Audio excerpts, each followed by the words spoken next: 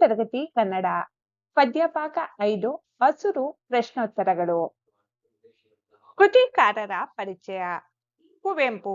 ಇವರ ಪೂರ್ಣ ಹೆಸರು ಕುಪ್ಪಳ್ಳಿ ವೆಂಕಟಪ್ಪ ಪುಟ್ಟಪ್ಪ. ಇವರು ಶಿವಮೊಗ್ಗ ಜಿಲ್ಲೆಯ ತೀರ್ಥಹಳ್ಳಿ ಸಮೀಪದ ಕುಪ್ಪಳ್ಳಿಯಲ್ಲಿ 12/29/1904 ಜನಿಸಿದರು. ಇವರು ಪ್ರಾಧ್ಯಾಪಕರಾಗಿ, ಪ್ರಿನ್ಸಿಪಲರಾಗಿ, ಕುಲಪತಿಗಳಾಗಿ ಸೇವೆ ಸಲ್ಲಿಸಿದ್ದಾರೆ. ಕೊಳಲು, ಪಾಂಚಜನ್ಯ, ಪಕ್ಷಿಕಾಶಿ ಮುಂತಾದವು ಇವರ ಕವನ ಸಂಕಲನಗಳು. ಕಾನೂರು ಹೆಗ್ಗಡತಿ, ಮಲೆಗಳಲ್ಲಿ ಮದುಮಗಳು ಮುಂತಾದವು ಇವರ ಕಾದಂಬರಿಗಳು. ಇವರಿಗೆ ಕೇಂದ್ರ ಸಾಹಿತ್ಯ ಅಕಾಡೆಮಿ ಪ್ರಶಸ್ತಿ, ಭಾರತೀಯ ಜ್ಞಾನಪೀಠ ಪ್ರಶಸ್ತಿ, ರಾಷ್ಟ್ರಕವಿ ಪಂಪ ಪ್ರಶಸ್ತಿ, ಪದ್ಮ ವಿಭೂಷಣ ಪ್ರಶಸ್ತಿ, ಗೌರವ ಡಾಕ್ಟರೇಟ್ ಹಾಗೂ 1992ರಲ್ಲಿ ಕರ್ನಾಟಕ ರತ್ನ ಪ್ರಶಸ್ತಿ ಲಭಿಸಿದೆ.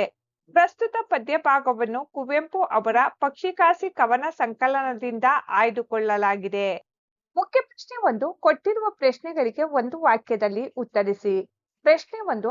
ಆಶ್ವಯುಜದ ಭತ್ತದ ಗದ್ದೆಯ ಬಣ್ಣ ಯಾವ ಹಸುರಿನಂತಿದೆ? ಉತ್ತರ: ಆಶ್ವಯುಜದ ಭತ್ತದ ಗದ್ದೆಯ ಬಣ್ಣ ತಿಳಿಯ ಹಸುರಿನಂತಿದೆ. ಪ್ರಶ್ನೆ 2. ಕವಿಯು ನೋಡಿದ ಅಡಕೆಯ ತೋಟ ಎಲ್ಲಿದೆ? ಉತ್ತರ: ಕವಿಯು ನೋಡಿದ ಅಡಕೆಯ ತೋಟ ವನದಂಚಿನಲ್ಲಿದೆ. ಪ್ರಶ್ನೆ 3. ಹಸುರು ಎಂಬುದು ಯಾವುದನ್ನು ಕಂಡು ಪ್ರೇರಿತವಾದ ಕವನವಾಗಿದೆ? ಉತ್ತರ: ಹಸುರು ಕವನವು ಆಶ್ವಯುಜ ಮಾಸದ ನವರಾತ್ರಿಯಲ್ಲಿ ಪ್ರಕೃತಿಯ ಅಚ್ಚ ಹಸುರನ್ನು ಕಂಡು ಪ್ರೇರಿತವಾದ ಕವನವಾಗಿದೆ. ಪ್ರಶ್ನೆ 4. ಕವಿಗೆ ಹುಲ್ಲಿನ ಆಸು ಯಾವ ರೀತಿ ಕಂಡಿದೆ? ಉತ್ತರ: ಕವಿಗೆ ಹುಲ್ಲಿನ ಆಸು ಮಖಮಲ್ಲಿನ ಹೊಸಪಚ್ಚೆಯ ಜಾಮಖಾನೆಯ ರೀತಿ ಕಂಡಿದೆ. ಮುಖ್ಯ ಪ್ರಶ್ನೆ 2. ಕೊಟ್ಟಿರುವ ಪ್ರಶ್ನೆಗಳಿಗೆ 3-4 ವಾಕ್ಯಗಳಲ್ಲಿ ಉತ್ತರಿಸಿ. ಪ್ರಶ್ನೆ 1. ಕವಿಗೆ ಯಾವುದರಲ್ಲಿ ಆಕಾಶದಿಂದ ಬಿಸಿಲವರೆಗೂ ಹಸುರು ಕಾಣುತ್ತಿದೆ? ಉತ್ತರ: ಕವಿಗೆ ನವರಾತ್ರಿಯಲ್ಲಿ ಹಸುರಿನಿಂದ ಕಂಗೊಳಿಸುವ ಭೂಮಿಯಲ್ಲಿ, ನೀಲ ಸಮುದ್ರದಲ್ಲಿ ಹಸುರು. ಕವಿಯ ಹೃದಯಕ್ಕೆ ಆಗಸ, ಮುಗಿಲು, ಗದ್ದೆಯ ಬಯಲು, ಮಳೆ, ಕಣಿವೆ, ಸಂಜೆಯ ಬಿಸಿಲು, ಕಾಡಂಚಿನ ಅಡಿಕೆಯ ತೋಟ, ಹೂವಿನ ಕಂಪಿನಲ್ಲಿ, ಎಲರಿನ ತಂಪಿನಲ್ಲಿ, ಅಕ್ಕಿಯ ಕೊರಳಿನಲ್ಲಿ ಹೀಗೆ ಆಗಸದಿಂದ ಬಿಸಿಲವರೆಗೂ ಕವಿಗೆ ಹಸಿರು ಕಾಣುತ್ತಿದೆ. ಪ್ರಶ್ನೆ 2. ಹಸುರು ಸಕಲೇಂದ್ರಿಯಗಳನ್ನು ವ್ಯಾಪಿಸಿದೆ ಎಂಬುದನ್ನು ಕವಿಯು ಹೇಗೆ ವರ್ಣಿಸಿದ್ದಾರೆ? ಉತ್ತರ: ಹಸುರಾದ ಭೂಮಿ, ಆಗಸ, ಮುಗಿಲು, ಗದ್ದೆಯ ಬಯಲು, ಮಲೆ, ಕಣಿವೆ, ಸಂಜೆಯ ಬಿಸಿಲು, ಕಾಡಂಚಿನ ಅಡಿಕೆಯ ತೋಟ ಇವೆಲ್ಲ ಕಣ್ಣಿಗೆ ಗೋಚರವಾದರೆ, ಹೂವಿನ ಕಂಪಿನ ಹಸಿರು ಮೂಗಿಗೆ, ಎಲರಿನ ಕಂಪಿನ ಸ್ಪರ್ಶ ಚರ್ಮಕ್ಕೆ, ಅಕ್ಕಿಯ ಕೊರಳಿನ ಚಿಲಿಪಿಲಿ ಗಾನ ಕಿವಿಗೆ, ಶ್ಯಾಮಲ ಸಮುದ್ರದ ಹಸುರು ಕವಿಯ ಆತ್ಮಕ್ಕೆ ರಸಪಾನ ಮಾಡಿದಂತಾದುದು ನಾಲಿಗೆಗೆ, ಹೀಗೆ ಪ್ರಕೃತಿಯ ಹಸಿರು ಸಕಲ ಇಂದ್ರಿಯಗಳನ್ನು ವ್ಯಾಪಿಸಿದೆ ಎಂಬುದನ್ನು ಕವಿ ಕುವೆಂಪು ಅವರು ಅಭೂತಪೂರ್ಣವಾಗಿ ವರ್ಣಿಸಿದ್ದಾರೆ. ಪ್ರಶ್ನೆ 3. ಕವಿಯ ಆತ್ಮವು ಹಸುರುಗಟ್ಟಲು ಕಾರಣವಾದ ಹಿನ್ನೆಲೆಯ ಅಂಶಗಳೇನು? ಉತ್ತರ: ಕವಿಯ ಆತ್ಮವು ಹಸುರುಗಟ್ಟಲು ಆಶ್ವಯುಜ ಮಾಸದ ನವರಾತ್ರಿಯಲ್ಲಿ ವಿಶಾಲವಾದ ಶ್ಯಾಮಲ ಕಡಲು, ಹಸುರು ಆಗಸ, ಹಸುರು ಮುಗಿಲು, ಹಸುರು ಗದ್ದೆಯ ಬಯಲು, ಹಸಿರಿನ ಮಲೆ, ಹಸಿರು ಕಣಿವೆ, ಸಂಜೆಯ ಬಿಸಿಲು, ಆಶ್ವಯುಜದ ಶಾಲಿವಾರ, ಗಿಳಿಯ ಹಸಿರು ಬಣ್ಣದ ನೋಟ, ಕಾಡಂಚಿನಲ್ಲಿ ಫಲಭರಿತ ಅಡಿಕೆಯ ತೋಟ, ಹುಲ್ಲಿನ ಮಖಮಲ್ಲಿನ ಹೊಸಪಚ್ಚೆಯ ಜಾಮಖಾನೆ ಪಸರಿಸಿದಂತೆ ಭೂಮಿಯು ಹಸಿರುತ್ತಿದ್ದು, ಹೊಸ ಹೂವಿನ ಕಂಪು, ತಂಗಾಳಿಯ ತಂಪು, ಅಕ್ಕಿಯ ಇಂಪಾದ ಗಾನ, ಎತ್ತೆತ್ತ ನೋಡಿದರೂ ಹಸುರು ಹಸುರು ಹಸುರು ಇವೆಲ್ಲ ಕವಿಯ ಆತ್ಮವು ಹಸುರುಗಟ್ಟಲು ಕಾರಣವಾದ ಹಿನ್ನೆಲೆಯ ಅಂಶಗಳಾದವು. ಮುಖ್ಯ ಪ್ರಶ್ನೆ 3. ಕೊಟ್ಟಿರುವ ಪ್ರಶ್ನೆಗಳಿಗೆ 8-10 ವಾಕ್ಯಗಳಲ್ಲಿ ಉತ್ತರಿಸಿ. ಪ್ರಶ್ನೆ 1. ಹಸುರು ಕವನದ ನಿತ್ಯ ಎಲ್ಲೆಲ್ಲಿ ಹಸಿರು ವ್ಯಾಪಿಸಿದೆ ಎಂಬುದನ್ನು ವಿವರಿಸಿ. ಉತ್ತರ: ಹಸುರು ಕವನವು ಆಶ್ವಯುಜ ಮಾಸದ ನವರಾತ್ರಿಯಲ್ಲಿ ಪ್ರಕೃತಿಯಲ್ಲಿ ಹೆಪ್ಪುಗಟ್ಟಿದ ಹಚ್ಚ ಹಸುರನ್ನು ಕಂಡು ಪ್ರೇರಿತವಾದ ಕವನವಾಗಿದೆ. ಇದು ಕುವೆಂಪು ಅವರ ಸ್ಥಳವಾದ ಮಲೆನಾಡಿನ ಕುಪ್ಪಳ್ಳಿಯ ಕವಿಶೈಲದಲ್ಲಿ ಅವರಿಗುಂಟಾದ ಸೌಂದರ್ಯಾನುಭವ, ಪ್ರಕೃತಿ, ಅಲ್ಲಿಯ ಹಸಿರುಗಳೊಂದಿಗೆ ಕುವೆಂಪು ಹೊಂದಿದ್ದ ಸಮೀಪದ ಸಂಬಂಧವನ್ನು ತೋರಿಸುತ್ತದೆ. ಕವಿಯ ಆತ್ಮವು ಹಸುರುಗಟ್ಟಲು ಆಶ್ವಯುಜ ಮಾಸದ ನವರಾತ್ರಿಯ ದಿನಗಳಲ್ಲಿ ಹೊಸ ಚಿಗುರಿನಿಂದ ಕೂಡಿದ ಭೂಮಿಯಲ್ಲಿ ವಿಶಾಲವಾದ ಶ್ಯಾಮಲ ಕಡಲು, ಹಸುರಾಗಿರುವುದನ್ನು ನೋಡಿ ಕವಿಯ ಆತ್ಮವು ರಸಪಾನದಲ್ಲಿ ಮಿಂದಿದ್ದು, ಆಗಸದಲ್ಲಿ, ಮುಗಿಲಿನಲ್ಲಿ, ಗದ್ದೆಯ ಬಯಲಿನಲ್ಲಿ, ಬೆಟ್ಟ ಗುಡ್ಡಗಳಲ್ಲಿ, ಕಣಿವೆಯಲ್ಲಿ, ಸಂಜೆಯ ಬಿಸಿಲಿನಲ್ಲಿ ಹಸಿರು ಹರಡಿತು. ಹಾಗೆಯೇ ಆಶ್ವೀಜ ಮಾಸದಲ್ಲಿ ಭತ್ತದ ಗದ್ದೆಗೆ ಮುತ್ತುವ ಗಿಳಿಗಳ ಹಸಿರು ಬಣ್ಣದ ನೋಟ, ಅದರ ಪಕ್ಕದಲ್ಲೇ ಕಾಡಂಚಿನಲ್ಲಿ ಫಲಭರಿತ ಅಡಿಕೆಯ ತೋಟ, ಹುಲ್ಲಿನ ಮಖಮಲ್ಲಿನ ಹೊಸಪಚ್ಚೆಯ ಜಾಮಕಾಯಿ ಹರಡಿದಂತೆ ಭೂಮಿಯು ಹಸಿರಿನಿಂದ ಮೈ ಮುಚ್ಚಿರಲು ಕವಿಗೆ ಬೇರೆ ಬಣ್ಣಗಳೇ ಕಾಣದಾದವು. ಹೊಸ ಹೂವಿನ ಕಂಪು, ತಂಗಾಳಿಯ ತಂಪು, ಹಕ್ಕಿಯ ಇಂಪಾದ ಗಾನ, ಅತ್ತ ಇತ್ತ ಎತ್ತ ನೋಡಿದರೂ ಹಸುರು ಹಸುರು ಹಸುರು. ಇದನ್ನು ನೋಡಿದ ಕವಿಯ ಆತ್ಮವು ಹಸುರುಗಟ್ಟಿತು. ಕವಿಯ ದೇಹದಲ್ಲೂ ಹಸಿರು ರಕ್ತವೇ ಹರಿದಾಡಿತು ಎಂದು ಹಸಿರು ವ್ಯಾಪಿಸಿದ ಬಗ್ಗೆ ಈ ಕವನದಲ್ಲಿ ಗುರುತಿಸಬಹುದು. ಪ್ರಶ್ನೆ 2. ಪ್ರಕೃತಿಯ ಹಸಿರು ಜೀವ ಜಗತ್ತಿಗೆ ಎಷ್ಟು ಮುಖ್ಯ ಎಂಬುದನ್ನು ಕುರಿತು ನಿಮ್ಮ ಅಭಿಪ್ರಾಯಗಳನ್ನು ಬರೆಯಿರಿ. ಉತ್ತರ: ಪ್ರಕೃತಿಯಲ್ಲಿನ ಹಸಿರು ಮನುಷ್ಯನಿಗೆ ಮಾತ್ರ ಸೀಮಿತವಾಗಿರದೆ ಇಡೀ ಜೀವ ಜಗತ್ತಿಗೆ ಬಹಳ ಮುಖ್ಯ ಎಂಬುದಾಗಿ ಕವಿ ತಮ್ಮ ಕವನ ಹಸಿರಿನ ಮೂಲಕ ಹಸಿರಿನ ವ್ಯಾಪಕತೆಯನ್ನು ವಿವರಿಸಿದ್ದಾರೆ. ಮನುಷ್ಯ, ಪ್ರಾಣಿ, ಎಲ್ಲ ಜೀವಿಗಳಿಗೂ ಪ್ರಕೃತಿಯಲ್ಲಿನ ಗಿಡ ಮರಗಳ, ಆಹಾರ ಸಸ್ಯಗಳ ಹಸಿರೇ ಉಸಿರಾಗಿರುತ್ತದೆ.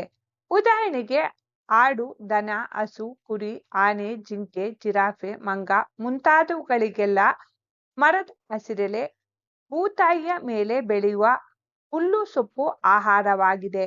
ಇನ್ನು ಮನುಷ್ಯನು ಪ್ರಕೃತಿಯ ಮೇಲಿನ ಎಲ್ಲಾ ಸಸ್ಯಗಳನ್ನು ಅವಲಂಬಿಸಿದ್ದಾನೆ. ಉದಾಹರಣೆಗೆ ಗದ್ದೆಗಳಲ್ಲಿನ ಭತ್ತ, ರಾಗಿ, ಗೋಧಿ, ಜೋಳ, ಅಡಿಕೆ, ಹೂ ಮುಂತಾದ ಪ್ರತಿಯೊಂದಕ್ಕೂ ಸಸ್ಯವನ್ನು ಮನುಷ್ಯನು ಅವಲಂಬಿಸಿದ್ದಾನೆ.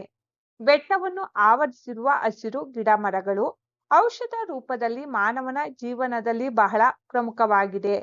ಕೆಲವು ಗಿಡಮರಗಳು ಆಹಾರ ರೂಪದಲ್ಲಿ, ಮತ್ತೆ ಕೆಲವು ಬಟ್ಟೆ, ಕಾಗದ ರೂಪದಲ್ಲಿ ಬಳಕೆಯಾಗುತ್ತವೆ. ಇನ್ನು ಮನುಷ್ಯನು ವಾಸಿಸುವ ಮನೆ, ಅದನ್ನು ಕಟ್ಟಲು ಬೆಲೆ ಬಾಳುವ ಮರಗಳನ್ನು ಉಪಯೋಗಿಸುತ್ತಾನೆ ಹಾಗೂ ಪೀಠೋಪಕರಣಕ್ಕೆ ಉಪಯೋಗಿಸುತ್ತಾನೆ. ಮನುಷ್ಯನ ಸಕಲೇಂದ್ರಿಯ ಪ್ರಕೃತಿಯ ಹಸುರನ್ನು ವ್ಯಾಪಿಸಿದೆ. ಹಸಿರಿಲ್ಲದೆ ಜೀವಿಗಳು ಜೀವಿಸಲಾರವು ಎಂಬುದು ಸತ್ಯ ಎಂಬುದು ನನ್ನ ಅಭಿಪ್ರಾಯವಾಗಿದೆ. ಮುಖ್ಯ ಪ್ರಶ್ನೆ 4. ಸಂದರ್ಭ ಸಹಿತ ಸ್ವಾರಸ್ಯವನ್ನು ವಿವರಿಸಿ. ವಾಕ್ಯ 1. ಹಸುರಾದದ್ದು ಕವಿಯ ಆತ್ಮ. ಆಯ್ಕೆ: ಈ ವಾಕ್ಯವನ್ನು ಕುವೆಂಪು ಅವರ ಪಕ್ಷಿಕಾಶಿ ಕವನ ಸಂಕಲನದಿಂದ ಆರಿಸಲಾಗಿರುವ ಹಸುರು ಎಂಬ ಪದ್ಯದಿಂದ ತೆಗೆದುಕೊಳ್ಳಲಾಗಿದೆ. ಸಂದರ್ಭ: ನವರಾತ್ರಿಯ ನವರಾತ್ರಿಯ ಈ ಶ್ಯಾಮಲ ವರ್ಣದ ಕಡಲಿನಲ್ಲೂ ಕವಿಯ ಆತ್ಮ ಹಸುರಾಯಿತು, ರಸಪಾನದಲ್ಲಿ ಮಿಂದಿತು ಎಂದು ಪ್ರಕೃತಿಯಲ್ಲಿ ವ್ಯಾಪಿಸಿರುವ ಹಸುರಿನ ಬಗ್ಗೆ ವರ್ಣಿಸುವ ಸಂದರ್ಭದಲ್ಲಿ ಕವಿ ಈ ಮೇಲಿನ ಮಾತನ್ನು ಹೇಳಿದ್ದಾರೆ. ಇದು ಕುವೆಂಪು ಅವರ ಸ್ಥಳವಾದ ಮಲೆನಾಡಿನ ಕುಪ್ಪಳ್ಳಿಯ ಕವಿಶೈಲದಲ್ಲಿ ಅವರಿಗುಂಟಾದ ಸೌಂದರ್ಯಾನುಭವ. ಪ್ರಕೃತಿ, ಅಲ್ಲಿಯ ಹಸಿರುಗಳೊಂದಿಗೆ ಕುವೆಂಪು ಹೊಂದಿದ ಅವಿನಾಭಾವ ಸಂಬಂಧವನ್ನು ತೋರಿಸುತ್ತದೆ. ಸ್ವಾರಸ್ಯ: ನವರಾತ್ರಿಯ ಕಪ್ಪು ಕಡಲಿನಲ್ಲೂ ಹಸುರನ್ನು ಕಾಣುವ ಕುವೆಂಪು ಅವರ ಕವಿಯಾತ್ಮದ ಪ್ರಕೃತಿಯ ರಸಾಸ್ವಾದನೆ ಇಲ್ಲಿ ಸ್ವಾರಸ್ಯಪೂರ್ಣವಾಗಿ ವ್ಯಕ್ತವಾಗಿದೆ. ವಾಕ್ಯ 2. ಬೇರೆ ಬಣ್ಣವನ್ನೇ ಕಾಣೆ.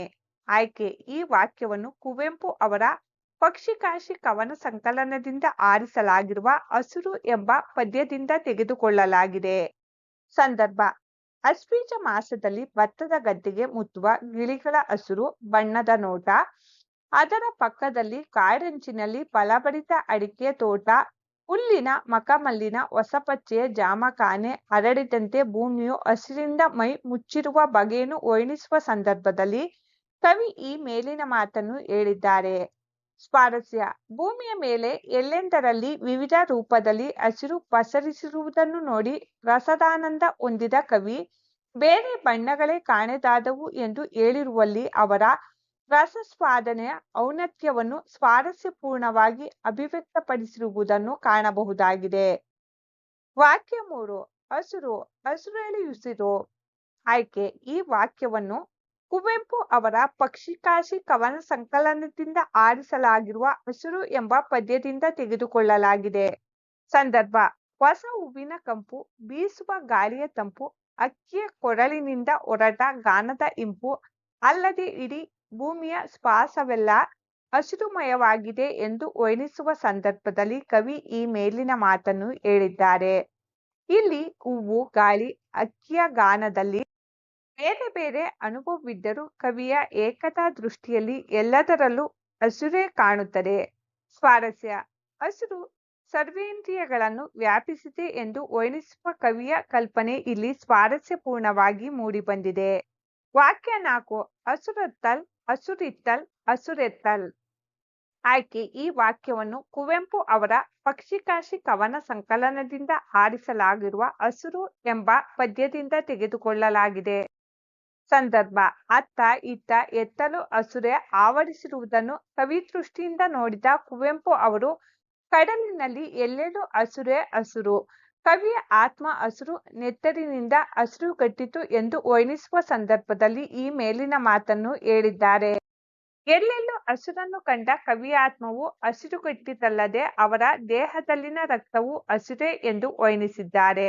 ಸ್ವಾರಸ್ಯ: ಹಸಿರು ಕೇವಲ ಸಸ್ಯವರ್ಗಕ್ಕೆ ಮಾತ್ರ ಸೀಮಿತವಲ್ಲ, ಇಡೀ ಪ್ರಕೃತಿಯ ಚೈತನ್ಯಕ್ಕೆ ಅದೇ ಕಾರಣ. ಪ್ರಕೃತಿಗಷ್ಟೇ ಅಲ್ಲದೆ ರಕ್ತದಲ್ಲೂ ಹಸಿರು ವ್ಯಾಪಿಸಿದೆ ಎಂಬುದು ಸ್ವಾರಸ್ಯಪೂರ್ಣವಾಗಿದೆ. ಭಾಷಾ ಚಟುವಟಿಕೆ: ಮುಖ್ಯ ಪ್ರಶ್ನೆ 1 ಕೊಟ್ಟಿರುವ ಪದ್ಯ ಭಾಗವನ್ನು ಪೂರ್ಣಗೊಳಿಸಿ ಕಂಠಪಾಠ ಮಾಡಿರಿ. ಪದ್ಯ ಭಾಗ